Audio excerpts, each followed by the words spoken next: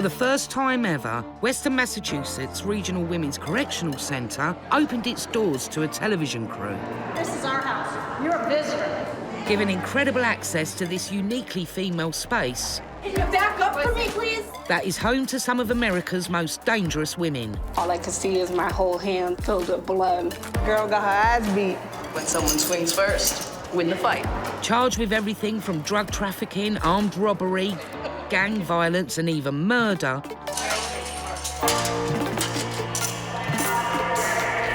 Our cameras captured every shocking and sometimes surprising moment of life behind bars. Get out of here.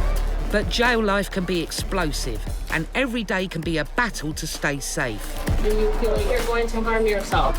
Oh my God. When good girls go bad, anything can happen. This is fucking... Oh my God, I want to break something.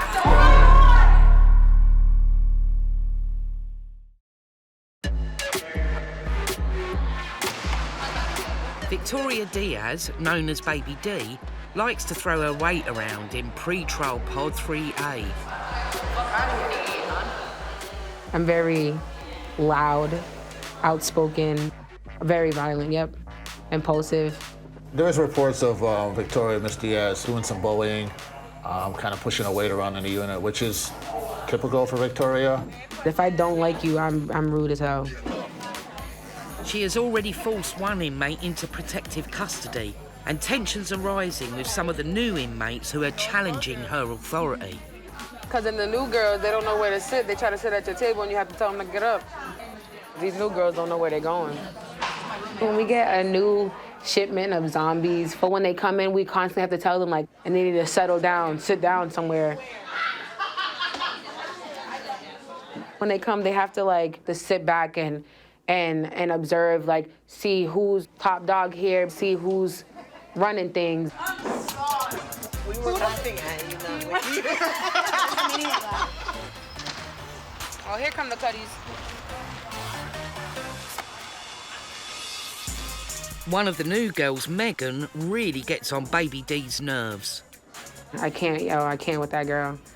I knew right off rip that I didn't like her, and then I, fell back a little bit, tried to give her a chance, and I knew the second time I really don't like this girl, like, trying to prove herself way too hard, and you don't need to do that. Like, it's either you are or you aren't, and she just isn't. She was just being extra, real extra. She was making a fool of herself.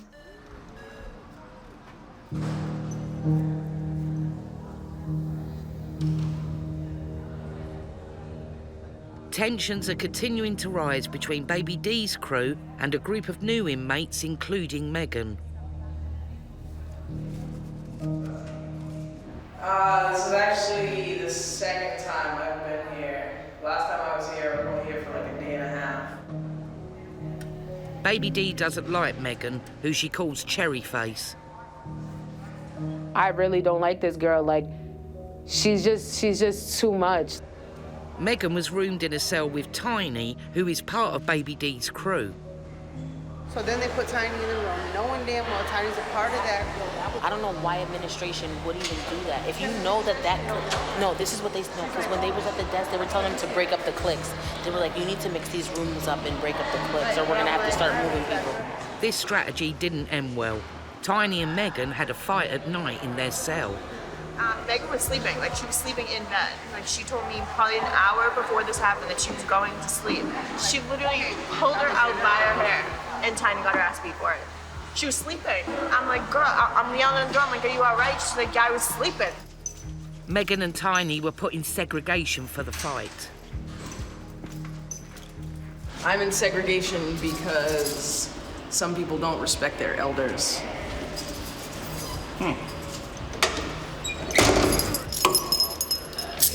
And when someone swings first, win the fight.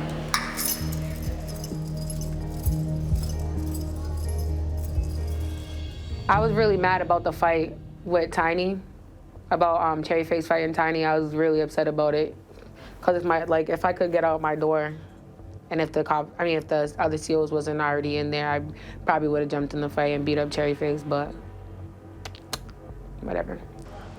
The next morning, Baby D is still simmering. I was still angry about it, but I wasn't really, being vocal about it. I was just, I was talking to everybody at my table. Miss Diaz was at morning breakfast with the rest of the unit, and we had another white inmate had a verbal confrontation with Miss Diaz in the dining hall while they were eating breakfast. She was bragging about it, like, oh, she beat that girl up, blah, blah, blah. Like, that's not cute. The girl started cussing, and I was ignoring her at first, and some other girl at my table was arguing with her. The younger white girl ended up throwing a milk carton, or a loaded milk carton, at Miss Diaz.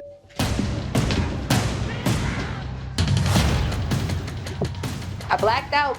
I stood up, she stood up, and I don't know. If they asked me who threw the first punch, I probably did. I don't know. She was smaller than me. She was like, my whole head space smaller than me, but we fought.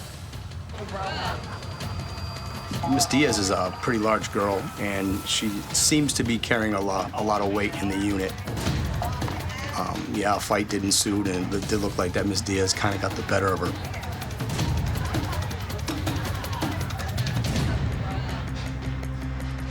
Girl got her ass beat. Talking shit.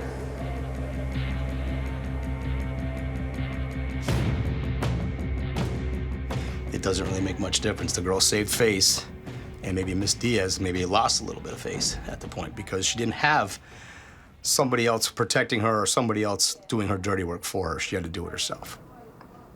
So they have other people do their dirty work. And as you can see, she takes her down. The officer did a great job getting involved right away before anybody got hurt. Takes the aggressor to the ground. Miss Diaz goes right to the ground when ordered to by the officer. You can't really see, but she's on the other side of this table with her hands, she's on her belly with her hands behind her back, waiting to be handcuffed. But she threw her milk at me. Like, we was just exchanging words and shit, and she threw her milk at me. So I got up, she got up, and we started fighting. And she ain't getting out one hit in, bitch. So from 3A, Tiny, Megan, Baby D and her attacker Rachel are all in segregation. I knew that was gonna happen. You don't get into a fight and then go back to your unit. Like, I'm the one that decided to stand up and hit the girl, so I'll pay the price for it. Alrighty, thank you, Miss Diaz.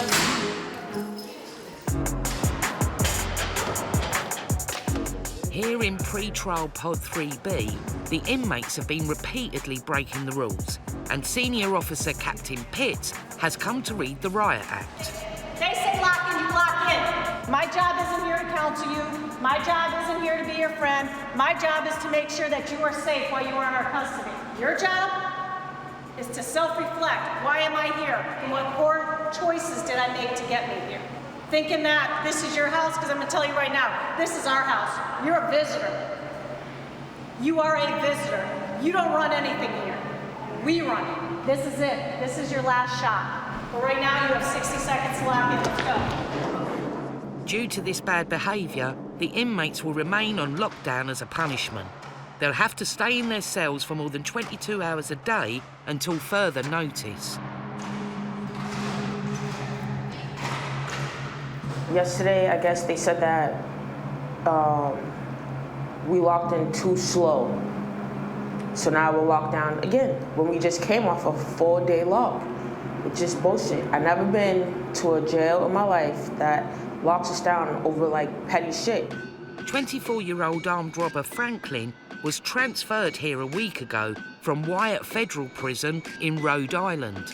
The armed robbery I committed, I had a knife. I went to like a chiropractor and it was a lady there and I pulled out the knife, wasn't nowhere close to her. Told her, give me everything. If you say anything, like, I'll stab you or whatever. She ran out like behind me and she's like, God's gonna get you for this. You're not gonna get away. 20 minutes later, the police was behind me. I'm transgender. I've made that decision since I was about 20 years old. One reason why I rarely identify as transgender is because I feel like I'm a male trapped in a female's body. As the only trans man in 3B, Franklin gets a lot of attention. So because Mr. Franklin is more masculine in the pod, it kind of causes a flock of the other women to see what he's all about, what his situation is, and they're just basically trying to get attention from him for the most part, so. Causes a little bit of boundary issues with the other women. I've had plenty jail romances, actually, and some of them turned out bad, some of them turned out good. Franklin was transferred here after he was caught in another woman's cell, which is a violation of PREA, the Prison Rape Elimination Act. So PREA is a federal law that was developed to prevent sexual assault with prisoners in facilities like ours. They reviewed the cameras showed that I was in the room. I told them, all right, we was talking. It's a good friend of mine. So a PREA incident could be anything from being investigated if two women are in a cell and they're not supposed to be housed in that cell. Everything I was doing, other inmates were doing. But you know what? They was so focused on me because I was the only boy, girl, whatever you want to call it, that was there. The attention was always drawn on Franklin. PREA is a federal law, but this doesn't stop the inmates from having relationships. PREA is protection. What's PREA stand for? Protection rape, prison rape action something. Elimination Act. Yeah, prison rape elimination act. But nobody raped me, so. It was willing. Can't rape the willing. A lot of the women, if they do claim to be in a relationship and they say, you know, that it was consensual on both sides, it is still against our policy, and that is still a situation that involves PREA. So we do not allow any relationships in our facility. We just like to keep boundaries and to prevent any assault or harassment from happening. Most of them are gay for the stay. They come in here, they're gay. At the gate, they leave right at the gate. They go right back to a regular dude. Like when you're in a relationship and you're biding your time with another woman, they call it catching wreck, just like you go have wreck time. So that's what they call it. That's the slang word for it. Now with Franklin being in there, there's so many girls that are on him, he likes to be called him, that are on him that you just stand back. He's a little player. There's a difference between loyalty and faithfulness. That's two different things. I'm loyal, but I'm not faithful. Okay, see? That's what I'm talking about. How can you be loyal if you're not faithful? Yeah. Because there's a fine line in between. I'm gonna fuck whatever bitch I wanna fuck with, bro. That's it. This is what he just said. That's not being loyal. She can have a wife and have and a couple side bitches. Okay. That's how my husband is. Exactly. Right? Exactly.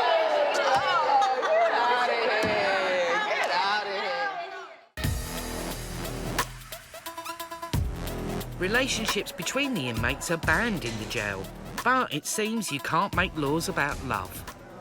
Being in jail is definitely like a frickin' school soap opera drama thing.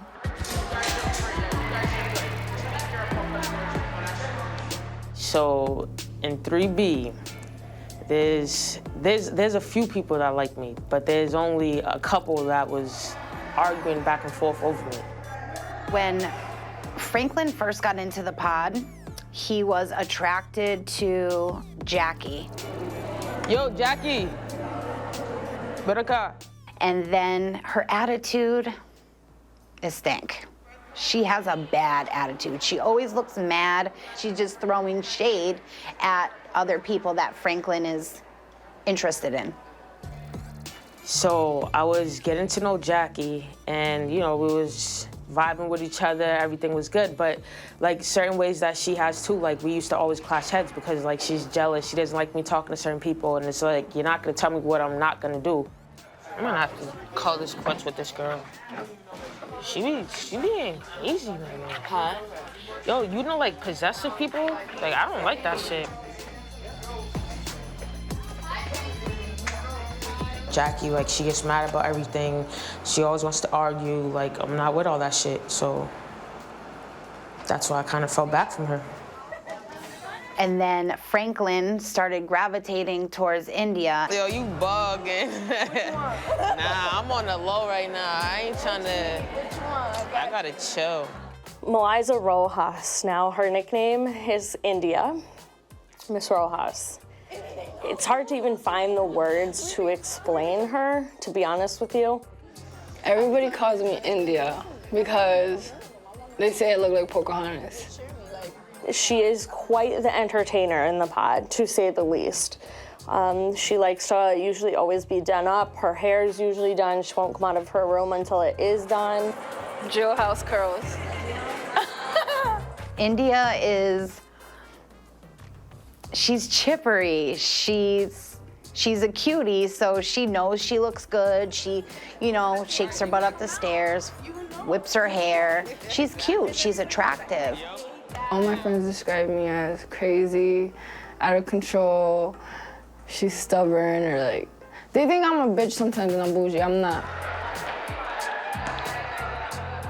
India, I kind of did like India when I first got here, but seeing the way she carries herself and seeing the way she acts is a turn off to me. I'ma play it cool. Yeah, I love you, baby. You know I love you. All right, between me and Franklin, there is no romance. It's a jail thing, you know what I'm saying? Like, I don't think it's like a real romance. Partner? And I'm not going to the hole for Priya. Yeah, that's like 30 days, and that's crazy. Like, no, that's not worth it. It doesn't look like things are going anywhere for Franklin with Jackie or India. So for now, there's no jail romance in 3B.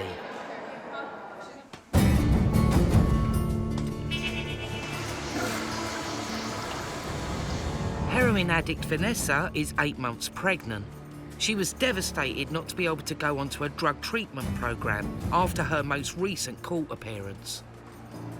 Right now, I'm just waiting for a letter from the program, and also documentation of my transportation, because that supposedly has been set up. Everything's been set up, but it hasn't been documentedly set up. So I'm just waiting for these last little things, and I'm so anxious and I'm scared because I want them to come through. She knows that if she has to have her baby in jail, she's likely to lose custody. She's already had to give up her other 2 children to foster care and adoption. Can you come to the Oxford station?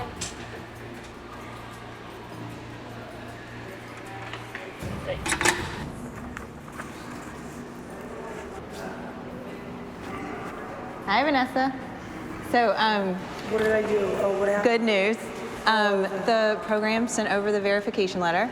Oh, I so would hug you, but I don't want to get jumped. Yeah, I did call the intake coordinator, Sharina, because I was wondering about this part where it says upon release, and she said that they're holding it for your court date. Okay. That's your confirmation letter. It's for real. I said it was for her. Yeah. Thank you. So I'll let her so know. much. You're welcome. Vanessa has her official confirmation, but she can't leave until her court date in a week's time. I can have the baby there. Definitely bring my kid home with me. Be able to be a mom. Instead of just having the title, actually handle the title and do the title. I love her, I do. I'm excited. I did want to cry when I first got it, but I don't cry in front of people, so it's like kind of hard. But at the same time, it's just like I thanked God so much. Like I was just in my room, like the minute I got it when I was putting it away, and I was like, thank you, God. Thank you, God, so much for this opportunity. I just actually can't wait to start doing it. That's the point where it's just like, I'm tired. I'm tired of this damn jail. I'm tired of being around these same freaking people. It's to the point where I'm just like, just get me out of here. Just get me to this program. So I'm wicked excited and I'm grateful too. 25-year-old India is awaiting trial for drug trafficking. She has 2 children who she hasn't seen in 6 months. I gave temporary guardianship to my mom because I knew I was gonna go to jail.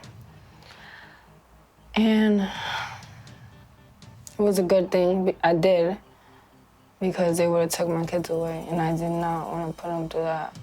Many of the women's children are being looked after by family members. Otherwise, they could be taken into care by the Department of Children and Families, known as DCF. I haven't seen them in 6 months. It's been a long time. India's mother looks after her 2 kids, and she wants her to bring them for a visit. At least the way your mother did. You know, it's fucked that. I'm scared to have more kids because I'm fucked up. If I have more kids, my mom's not gonna take more kids. My mom's gonna be like, are you fucking, she told me, she always tells me when I get a boyfriend, she's like, you better get a surgery done or something because I'm not taking care of no more kids, I'm too old. My dad is taking care of my baby. I know. And he's 62. My mom had my son when he turned 1, she took him. She had my kids for a while because I got locked up in 2014. Okay, but so she's been raising them. Right. Right. I don't like bringing them here. It's not a place where I want them to see me. I'm scared. I'm gonna see them, but listen, just bring at least one of them. Bring my oldest.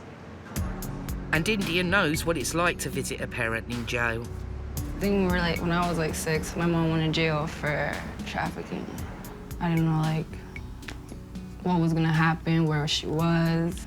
I think we went to visit her a couple times, but my father wasn't really against it. Cause I remember it wasn't here we have contact visits. I remember it had a glass.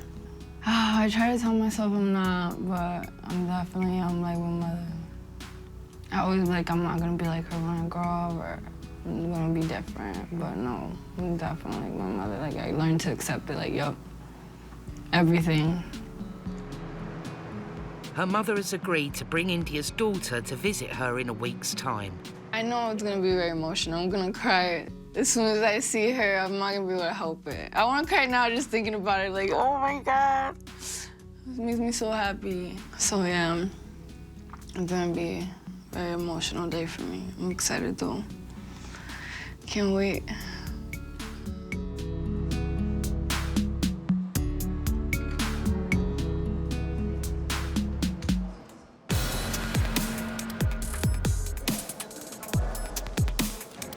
As a recent arrival, Franklin has to attend Transitions, an introductory class into all the educational programs at the jail.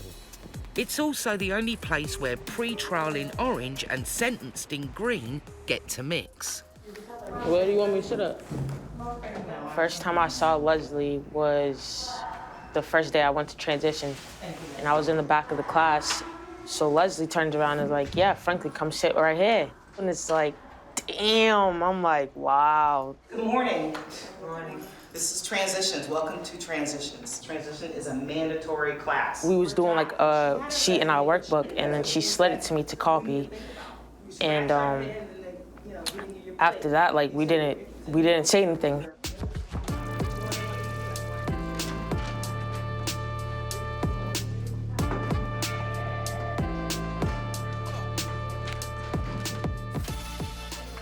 When we left, I had let the door slam behind me because I didn't know she was behind me, and I turned around, I was like, oh, my fault, and she's like, yeah, it is your fault. My fault. It is your fault. I was like, all right, let me see where this goes with this shorty. After Franklin went to Transitions, he met another girl, Leslie, and he likes her. That's the one he's most interested in. Yo, she is, yo! I said that to her yesterday. I was like, yo. Damn, that shit. Yo, I'm getting in every class she goes to. We're getting in the same classes. Yeah. She's cute. That's my type of shorty right there. If she was on this unit, I wouldn't deal with nobody. I wouldn't even sit close to nobody. Yo, she is the definition of it. That, oh my God, thank you, Jesus. We're going back later, girl. Can't wait. I'm like, beep, pew. Be the first one in class. I'm gonna be the first one in class. Yup, I'm gonna be the first one in fucking class today, I tell you.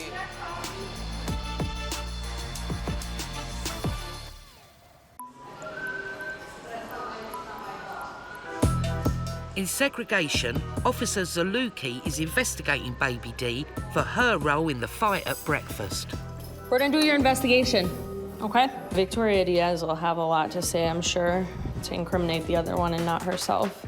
Alrighty, we're gonna go to Donna's office, okay? I mean, Diaz, she knows we have footage of it. I'm sure she's already come up with a reason as to why she partook in the physical altercation. Right, have a seat over in that corner. anxious to see what her reasoning is. I'll scan your ID. This is just your signature saying that you're here. Went to breakfast. Her and some other girl at my table was arguing or whatever, like exchanging words, and she started cussing at me. We started like arguing back and forth. She turned around, threw her milk. I stood up, she stood up, and we started fighting. I will say this, you know how childish all this sounds. Yeah. You know you are all grown women. That's why I left her alone. I left it alone, but she threw her milk at me. Like, as long as you don't throw nothing at me or like try to hit me, I'm not gonna try to fight you. She threw something at me. I was gonna leave it just as words, but she wanted to go ahead and start throwing stuff at me, so I got up. And it was just punches. Was there any scratching or kicking? No, I don't got nothing. I don't gotta check her if she got any. I don't know. I just punched her. She really gonna get anything in though. I'm all set for right now. So that one was good because we got to at least get to the bottom a little bit. Diaz seems to always have a problem with someone coming in there. She seems to be the root of a lot of issues. And she wants to run kind of what goes on in there, which we obviously will not let happen. As well as trying to intimidate the new arrivals, Baby D had previously forced inmate Crystal Lugo into segregation for her own protection. I'm here in protective custody to stay away from Diaz, and now she's here. She's in cell 20. Crystal was forced into segregation when the jail became concerned that a hit may have been taken out on her by a notorious street gang of which Baby D is allegedly a part of. A hit means exactly what it sounds like, I guess. Like, if they put out a hit on somebody, you're either, well, since she's in jail, obviously she can't get killed in jail, you know what I mean? But she was gonna get beat up to a point of, well, till the COs came and saved her. Crystal is facing a number of different charges. Kidnapping, and 3 assault and batteries with dangerous weapons, assault and intimidation of a witness. Authorities today calling the scenario an organized torture chamber. An unidentified teenager from New Jersey taped to a chair in the basement of a home in Massachusetts. A machete was held at the victim's neck at the direction of Crystal, and Crystal told the victim that if she lied or continued to lie, they would hold the machete closer to her neck. She told police that about 8 people, 4 of them in court Wednesday, stood around her as she was tied to a chair, burned with a cigarette, and her head was shaved. All of it retaliation for what she told officers was a home invasion that they believe she had set up. Crystal, her charges are against my little sister. I can't be around her. They could have moved her, they could have moved Crystal to 3B or something like that. But they caught wind about a couple girls from my city, a couple girls from, like, you know, the gang that I'm in or whatever, that they're gonna come down here. They have a price on her head. So they told her about it. And either they made her come here or she asked to be in here.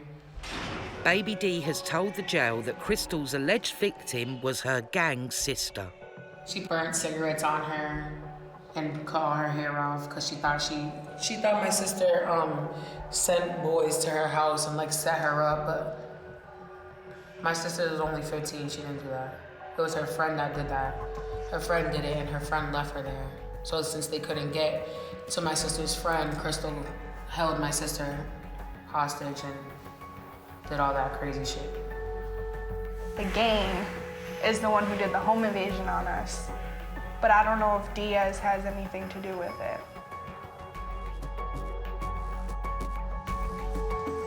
Crystal, do you want to talk to me? Crystal asked for a meeting with Councillor Peach to see if she can safely be moved back to Pod 3A now that Baby D is also in segregation. What are you doing today? I'm okay. All right. Did you see who's upstairs? I did, yes, I did. So you wonder how that's going to play out for you? Now she's here, so wouldn't it make more sense to move me back to 3A? It does sound reasonable, but yeah, I don't know. I don't know how that's going to play out. It was made such a big deal when they wanted to move me. And if we can get you back to 3A, you go to 3A, and then Miss Diaz will do her time here, and then she'll have to figure out where to go. Thank you. All right, Crystal.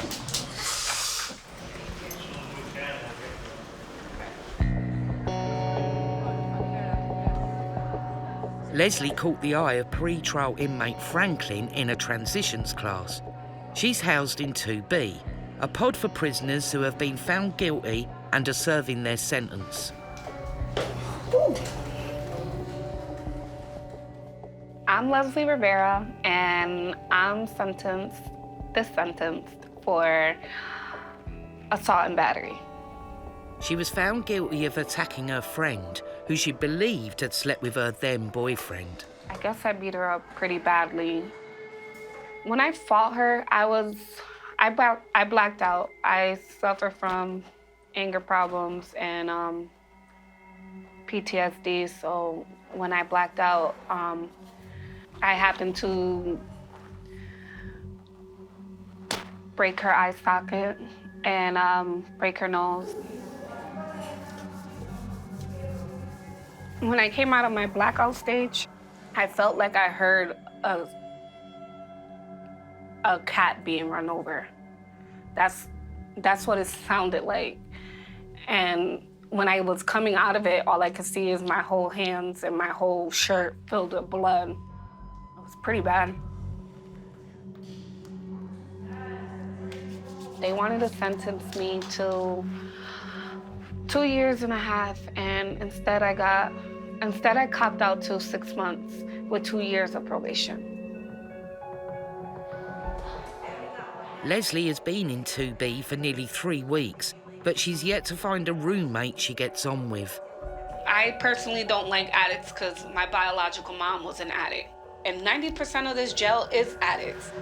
Leslie's current roommate is an addict. She wants me out, so instead of staying in the room and continuing to argue, I think it's best for me to leave.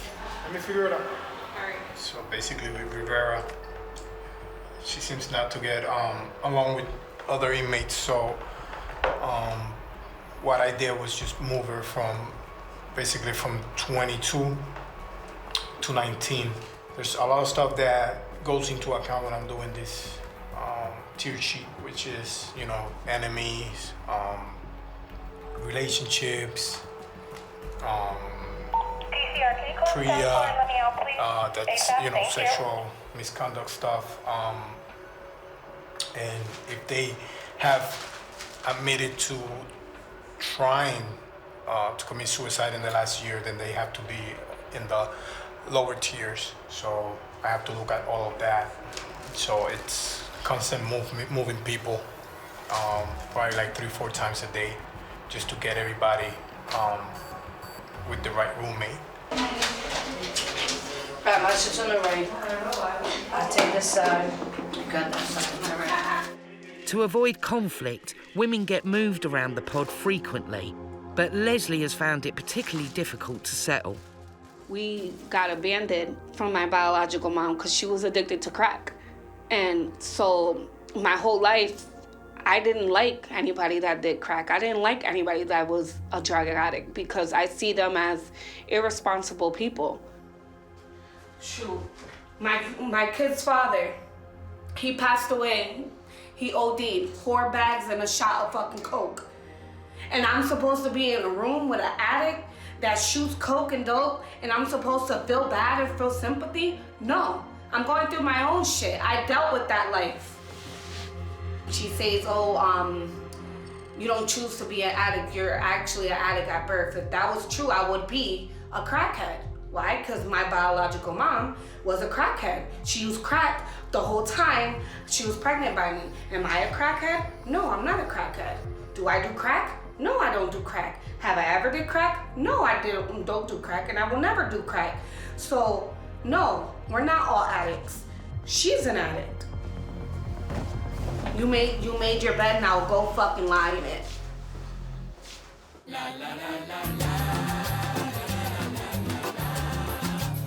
It's Vanessa's last night in jail, and she and friend Carrie are getting their hair done. The girl that I am going to miss, yeah, it's gonna suck because I know I'm probably gonna cry. Just a little bit. Because, you get close with a lot of people in here. You really do, especially when you open up, because a lot of women are going through exactly what you're going through. You just don't know until you open up your mouth and start talking. So it's just like, and I met a lot of really good women in here. Vanessa has just one more sleep in jail with her curlers in, before going to court, where she'll be transferred to the drug treatment program.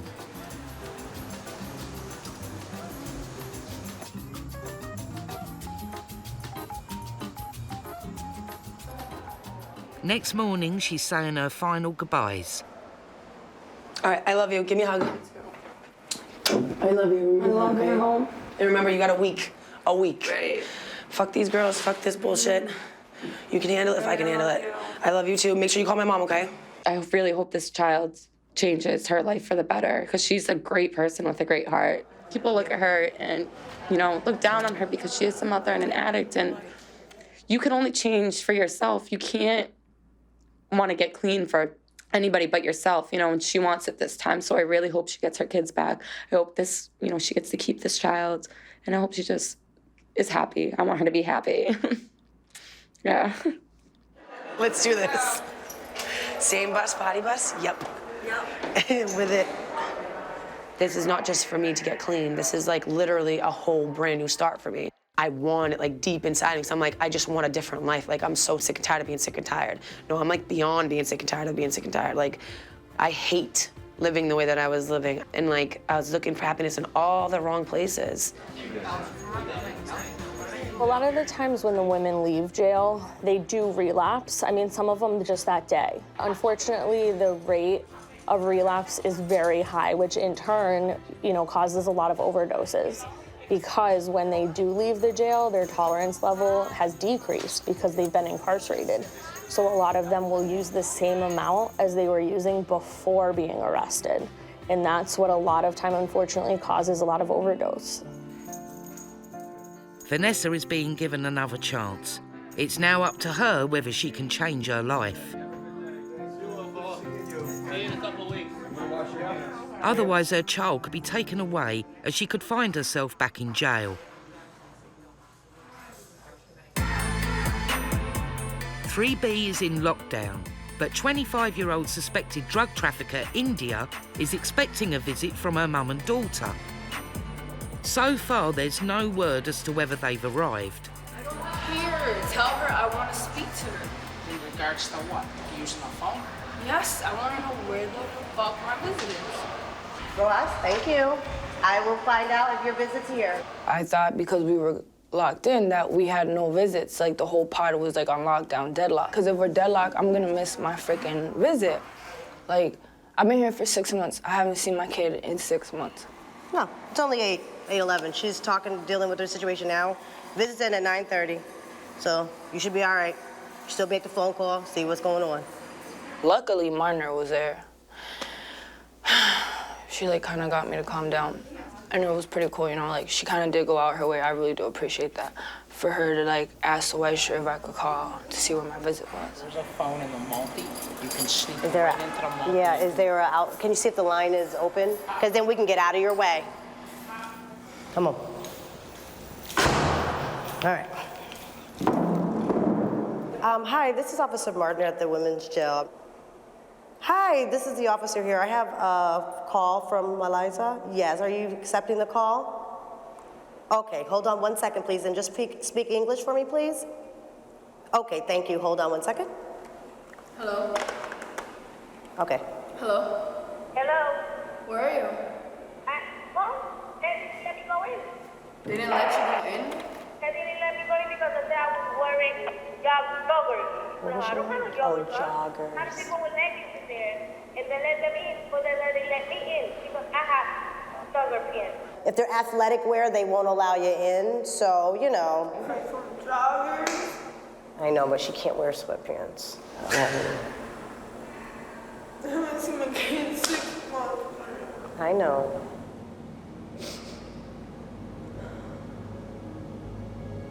And it's shit like that that makes me mad, but more at myself than anything, because I put myself in the situation, and I putting myself here puts them in a tough spot too, Go into your room. This is not going to be the day to be out. Do you hear me? Because if you stay out, you know what's going to happen. So I couldn't help it. I broke down because that's the only thing that could really get to me is my kids. And just to think that, My daughter was so excited, so I just feel like, damn, I broke her heart, you know? I want you to be able to express yourself appropriately and then go through your emotions appropriately. I don't want you out here dealing with people, okay? I had so many plans. I wanted to ask her so many questions and just see how long her hair was and her tell me about her new friend and I get more mad at myself because I've been through this with my mom. I have to break the cycle. I really pray to God my daughter doesn't turn out like that. I don't care if I have to tell her every day, you don't want to go through this. I just don't want her to feel the way I feel right now. I feel like a loser, you know, like an asshole.